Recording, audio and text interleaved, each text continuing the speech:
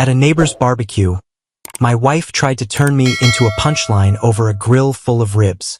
Instead of laughing along like the trained husband I'd been for years, I finally answered her in the same place she disrespected me. Loud enough for everyone to hear. The smoke from Mark Rivera's grill smells like mesquite and burnt sugar. It's the kind of Saturday that's supposed to be simple. Good meat, cold beer, neighbors pretending their mortgages are worth it. I'm leaning against the patio counter, flagstone under my boots, one eye on the ribs, one eye on the downtown skyline you can just barely see over the roofs. My studio's there, along with my stress, but for once it's not chewing on me. Around the table, the usual cast. Mark and his wife Carla, laughing too loud. Jenna with her yoga Pilates hybrid stories. And Dylan Brooks, the art guy from 2 houses down, wearing a linen shirt like he's on a brochure. Sophia is across from him, turned 3/4 his way. I notice eye contact before I want to. It's too clean, too eager. That tiny head tilt she doesn't know she does when she wants to be liked. I've seen it in client meetings. I've just never seen it used on a neighbor who brings his own imported olive oil to cookouts. The table talk slides into marriage and keeping passion alive. Someone asks a lazy question about keeping things spicy. This background noise while I flip ribs. Until I hear my name. Sophia lifts her beer bottle like a microphone. Ryan, she says, dragging her out in this cringe fake Spanish accent she picked up from a TikTok somewhere. He is very good with buildings. But, she pauses for effect, eyes flicking to Dylan. He doesn't really know how to please women. She laughs at her own line. No one joins her. The sound dies in the heat. You can hear the neighbor's pool pump humming. Carla looks down. Mark suddenly cares way too much about his watch. Jenna gives me that sympathetic half-smile women use when they've already decided you're harmless. Dylan just sits back, lips pressed together, like he's trying not to enjoy the show too openly. All eyes swing to me. This is the part where I usually save her. Make a joke about being in training. Shrug. Let the moment pass so everyone can breathe again. I've done it 100 times. At dinners, at parties, in front of people who forget me 5 minutes later but remember her as the fun one. I flip a rib instead. Yeah. I say calm. It's hard to please someone who treats intimacy like a chore on a spreadsheet. Sophia blinks. Excuse me. I set the tongs down. You wanted a joke. I'm fresh out. So I'll give you facts instead. No one moves. Even the grill seems quieter. For the record, I continue looking at her, not the others. I don't not know how to please women. I know exactly how to please my wife. She just hasn't been interested in being present or kind, or even awake for most of our marriage lately. Color rises in her neck. Ryan, what the hell? You brought it up, I say. My voice is level, almost conversational. You wanted the table to laugh at me. You wanted him. I nod toward Dylan without really looking. To think you're too good for the boring husband who pays for this zip code. That's fine. Just don't pretend this is playful. It's not. It's disrespectful. And it's not new. Jenna's eyes go wide. Mark mutters, hey man. Like he's supposed to moderate. Keep going. For months, I say, you've turned me into your favorite joke. I work, I cook, I clean, and you roll your eyes and talk about how some men don't know what women need. You don't touch me, you don't talk to me unless it's criticism, and then you get cute accents in public. Sophia's chair scrapes back. We're leaving. I'm not, I say. That stops her. Stop everyone. She stares at me like I've just spoken in that fake accent back at her. You humiliated me, she spits. I look at the circle of faces watching us like a live show. No, I told the truth in the same place you told a lie. That's balance. Sophia grabs her bag, sputters something about me being crazy and ungrateful, and marches toward the side gate. No one follows. The gate clicks. Her footsteps fade down the driveway. I pick the tongs back up. Mark clears his throat. You okay, man? I flip a rib, check the char, I'm good. I say, and realize it's true. There's a hollowed-out feeling in my chest. But it isn't shameful. It's space. Someone offers to wrap up the food, if I need to go after her. I shake my head. Nah, She wanted an audience. I say. She got one. I'm gonna finish my beer. The air is still awkward, but I can breathe in it. For the first time in a long time, I'm not scrambling to fix the mood or repair her ego. I just stand there by the grill, turn the ribs, and let everyone sit with what happened. Relief settles in, slow and strange. Feels a lot like the first draft of freedom. The drive home should have been automatic 30 minutes of highway, radio low, brain on idle. Instead, my mind kept replaying the look Sophia gave Dylan when she tossed that line about me not pleasing women. It wasn't random. It was a performance. For him, sunset bled over the Austin skyline in the rearview. I kept seeing her turn toward him, watching his reaction like it mattered more than mine. That was the part that sat wrong in my gut. The hunger in her eyes. Not for me. Not for us. For the applause. By the time I turned into our subdivision, the anger had cooled into something worse. Clarity. Her car was in the driveway. Crooked. Not in the garage where she always insisted it belonged. The driver's door cracked open like she'd rushed inside. The hairs on my arms lifted. I killed the engine, walked over, and pulled the door fully open. There on the driver's seat was a scarf. Not hers. Too bold in color, too sharp a pattern. When I picked it up, the fabric was soft, expensive. I lifted it to my nose. Men's cologne. Not mine. It hit like a key turning in a lock. No drama, just a quiet inner click. I folded the scarf once, twice, and slid it into my back pocket. Not as evidence yet, as a reminder. Inside, the house lights were too bright. Sophia waited in the living room, arms crossed, jaw set. The TV was off. She'd been rehearsing. "We need to talk," she said without hello. "What you did at Mark's was unacceptable." I took off my shoes, hung my keys on the hook like it was any other day. "Evening to you too." She didn't smile. "You humiliated me in front of our friends. You made me look crazy. You made yourself look like someone who mocks her husband in public," I said, voice low. All I did was stop playing along. Her eyes flashed. "It was a joke. People joke about their marriages all the time. You overreacted." I felt the edge of the scarf against my fingers in my pocket and let it ground me. No, what I did was react. For the first time in a long time. There's a difference. She threw her hands up. "You're being dramatic, Ryan. One little comment and now you're what? Punishing me? Sulking?" "I grilled the food," I said. "You took a shot at my manhood in front of neighbors. If anyone was performing, it wasn't me." She stepped closer, finger pointed. "You embarrassed me. You owe me an apology." There was the old script laid out between us like a contract. This is where I would usually fold. Take the blame, patch her ego, tell myself peace was more important than being right. My hand tightened on the scarf. "I don't owe you an apology for finally telling the truth," I said. "I've been swallowing your digs and your disrespect for months. Tonight was the first time I said what I actually feel instead of what makes you comfortable." Sophia blinked. The speech she had loaded didn't fit anymore. "You're twisting things," she said, weaker now. "You're acting like I'm the problem. In this conversation?" I nodded. "You are. You turned me into a punchline. I told you that's over. That's not cruelty. That's a boundary." She stared at me like she didn't recognize the man standing in front of her. Maybe she didn't. I barely did. I walked past her toward the kitchen, still calm, still steady. Behind my back, the scarf pressed against my palm, that foreign cologne whispering its own story. Right there, between her outrage and my silence, I made a quiet decision. The fixer is done. The appeaser is dead. Whatever this is now, I'm not bleeding myself out to keep it standing. I wake up before my alarm. For a second, I think something's wrong. No knot in my stomach, no heaviness in my chest. Just quiet. My phone says 5:42 a.m. Sun's barely bleeding into the blinds. The house is still. Sophia turned away from me, buried in the covers like a stranger who crashed on my bed. I stare at the ceiling and realize why I feel different. Yesterday, for the first time in years, I didn't abandon myself to keep her comfortable. I get up without trying to make my movements soft.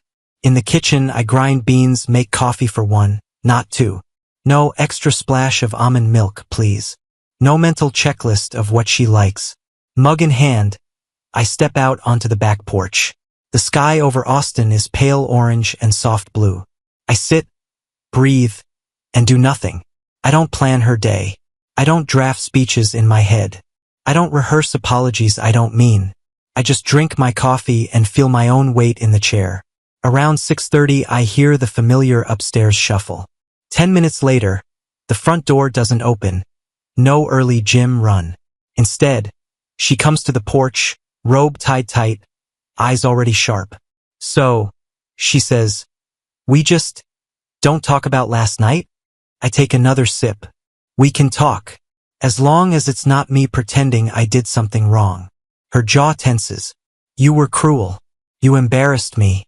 At my friend's house. You humiliated me. I say calm. I responded. That's not cruelty. That's balance. She launches into the usual script. How stressed she is, how I don't try anymore. How maybe we need therapy, a course, or something to fix what I don't understand about women. I let her talk until the mug was empty. I'm going to the gym, I say standing. You haven't gone in months. Exactly. The weights are light and heavy at the same time.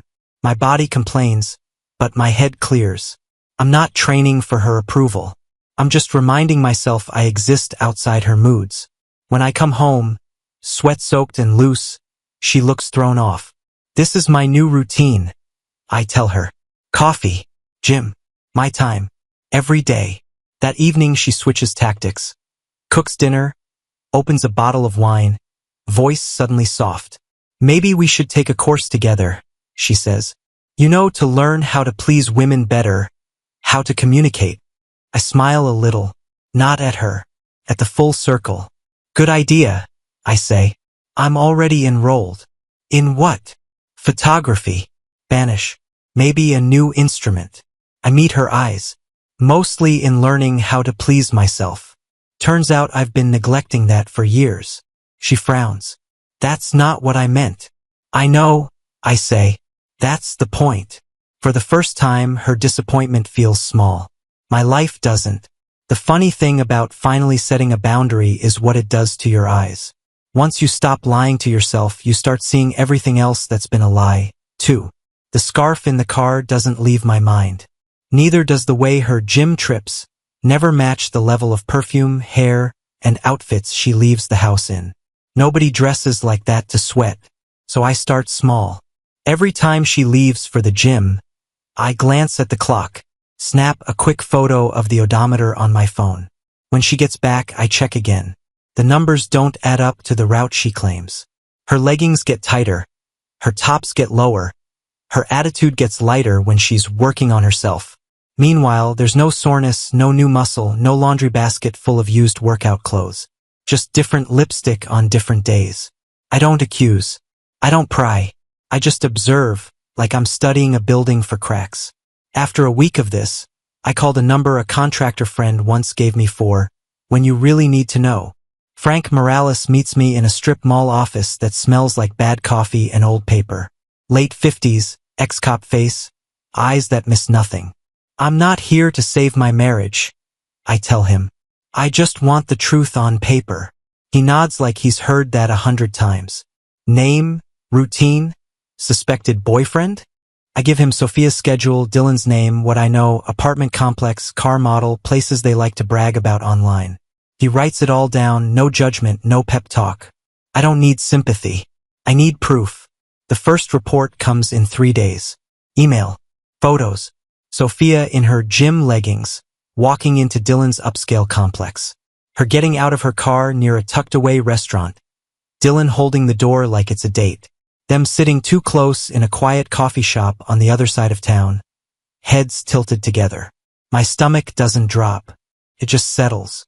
Suspicion turns into confirmation. That's all. Then Frank calls. You mentioned she handles your business finances, he says. You might want to get an outside set of eyes on that, too. So I hired an auditor who doesn't know us and doesn't care about our Christmas photos. Just numbers. Within a week, I have a different kind of report, transfers from my studio's accounts into a consulting shell company, then from there into an offshore account with her name on it. Payments that line up a little too neatly with Dylan's rent and Sophia's shopping. That's the moment the last of the doubt dies. This isn't just a disrespectful wife. This is someone stealing from my work to fund her side life. I still haven't confronted her. Instead, I bought an external hard drive. I print statements. I save every file, every screenshot, every photo from Frank, and tuck backups in places she'll never think to look. She thinks she's running circles around the old version of me. She has no idea I'm already building the exit. Once you see someone's willing to steal from you, the little things stop feeling little. 4 years, I was the background system that kept Sophia's life running. Coffee, groceries, laundry, meals, bills, quiet, constant, invisible. She called it how things just are. So I turn it off. No speech, no drama, just a series of choices. Next morning, I made coffee. 1 mug, mine. I eat eggs and toast. 1 plate, mine. I rinse it, set it in the rack, and leave for the gym. When I come back, she's in pajamas at the kitchen island, empty mug in front of her like a crime scene. Did you forget to make coffee? She asks. No, I say, grabbing a glass of water. I made mine. She waits. And you can make yours. The machine still works. Her eyebrows pull together. That's the first crack. At the store, I buy what I like. My yogurt, my snacks, my meals. No her section in the cart. No mental inventory of her favorite brands. Come home, unpack. She walks in as I'm closing the fridge. You didn't get my yogurt, she says. I didn't eat your yogurt, I answered. Figured if you want something, you'll get it. You have a card, phone. She huffs, annoyed but not alarmed yet. Wow, pretty much. Much more adult, I say and walk past her. On laundry day, I sort my clothes into the machine. For the first time in years, I don't grab her hamper. When she passes by, she barely glances at it. She's used to the magic.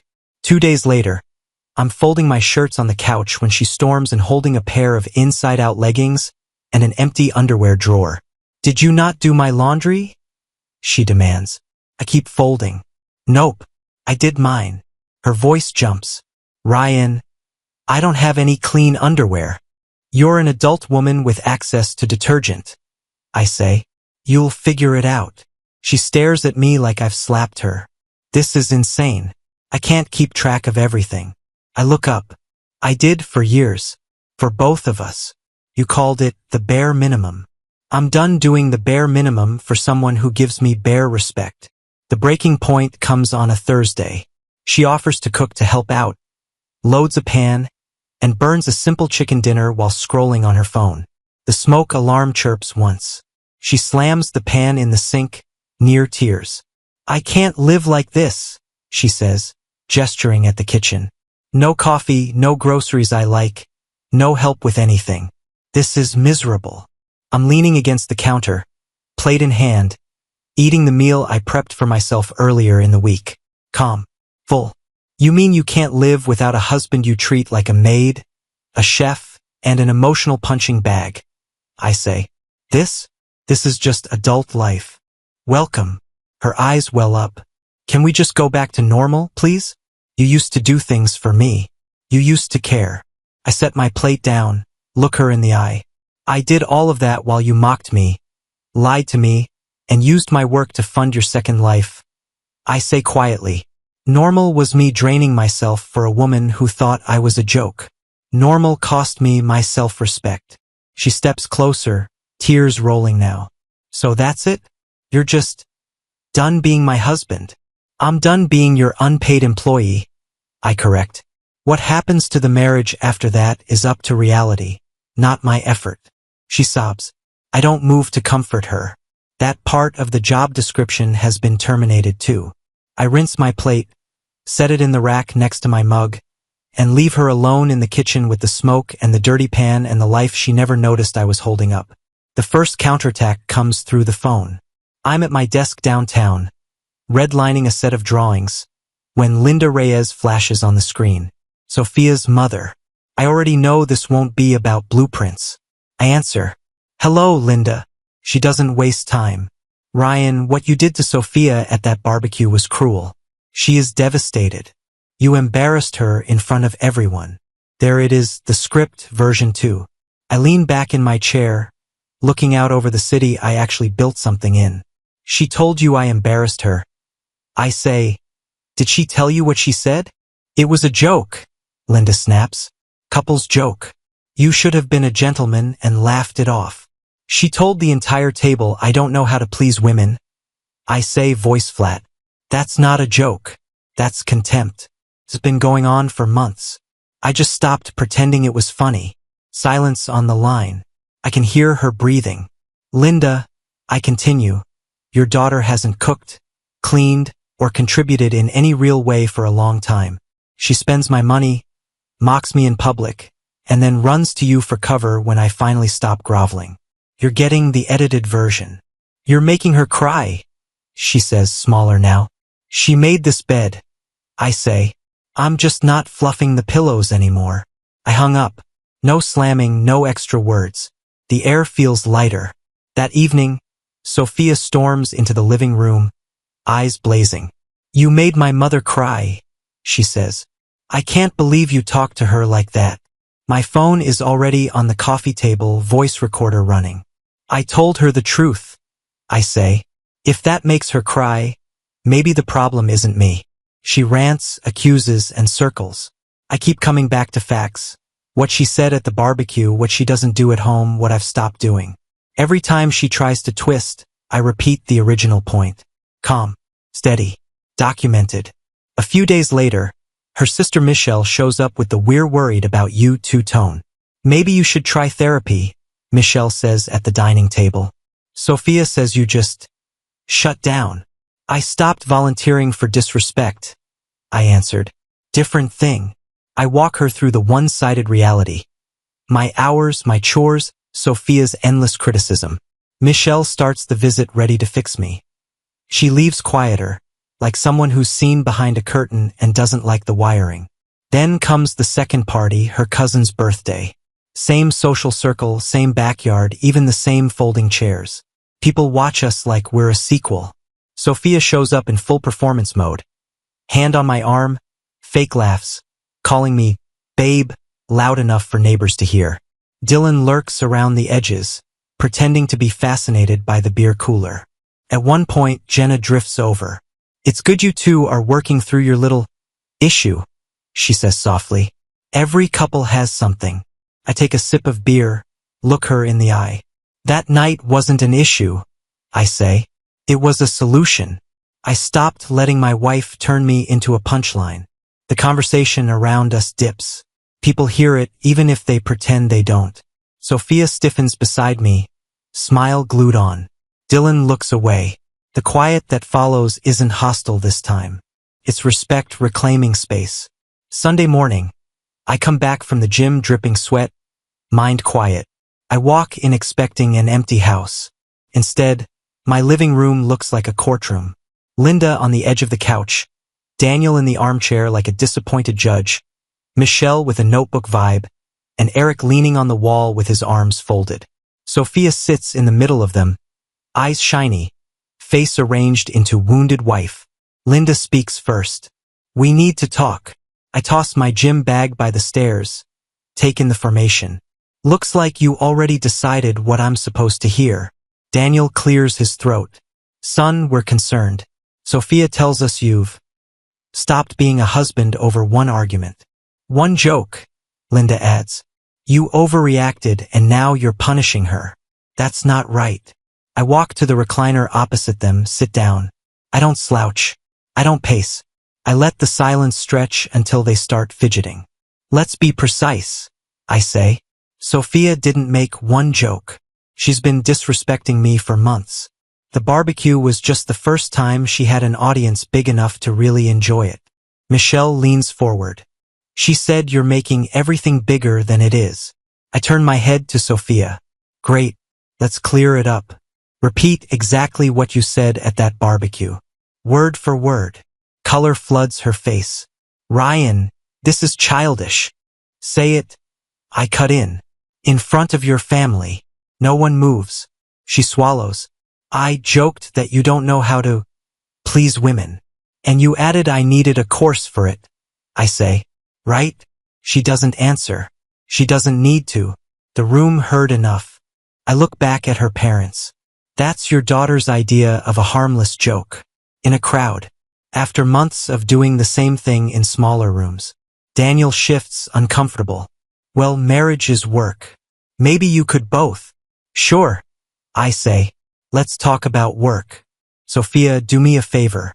List your contributions to this household in the last year.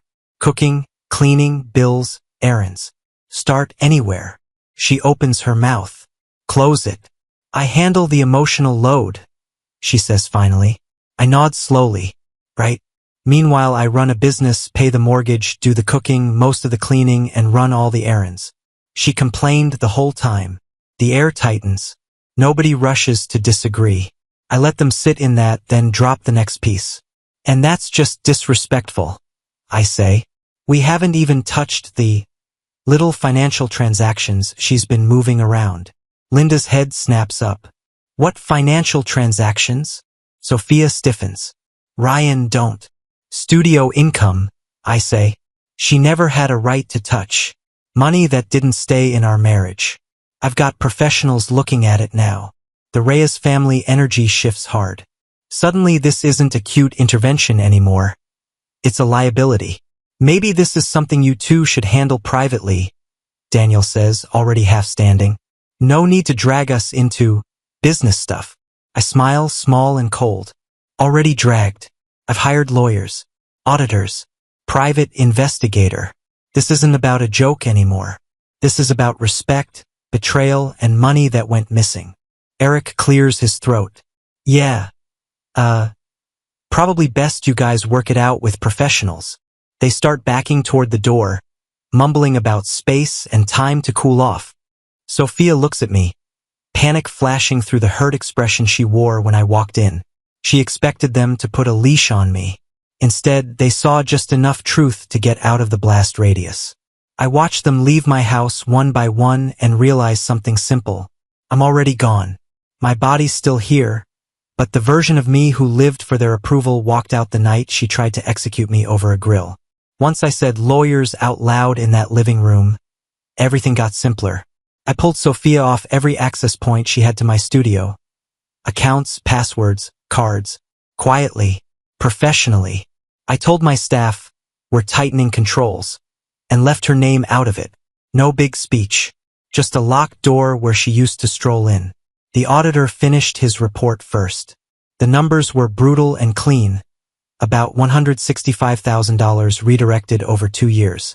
Money that left client invoices, bypassed operating expenses, and landed in places that had nothing to do with architecture. The consulting shell, the offshore account, transfers that lined up with Dylan's rent and her little luxury sprints. My attorney, a calm guy named Ellis, spread the paperwork on his conference table like blueprints. These aren't messy feelings, he said. This is embezzlement and marital waste. The court will care. By the time the court date landed, about 2 months after the barbecue, I was past anger. Just ready. Family courtroom. Beige walls, bad lighting, rows of chairs that make everyone look smaller. On one side, me and Ellis, the stack of evidence in front of us. On the other, Sophia in a conservative dress she never wears in real life, her lawyer talking fast in her ear. The judge read, asked questions, flipped between Frank's photos and the bank records, the timelines, the transfers. Sophia's attorney tried to sell it as marital finances and miscommunication, insisting the affair was emotionally complicated but irrelevant. Ellis stayed on the rails. These accounts were business, not joint. This money went to a third party with no connection to the studio. These dates matched her trips and Dylan's bills. At one point, the judge took off his glasses and just stared at the ledger pages. No speech, no judgment. Just that long, quiet look that says someone's story has finally run out of room. He called a recess, came back, said a ruling would follow in writing.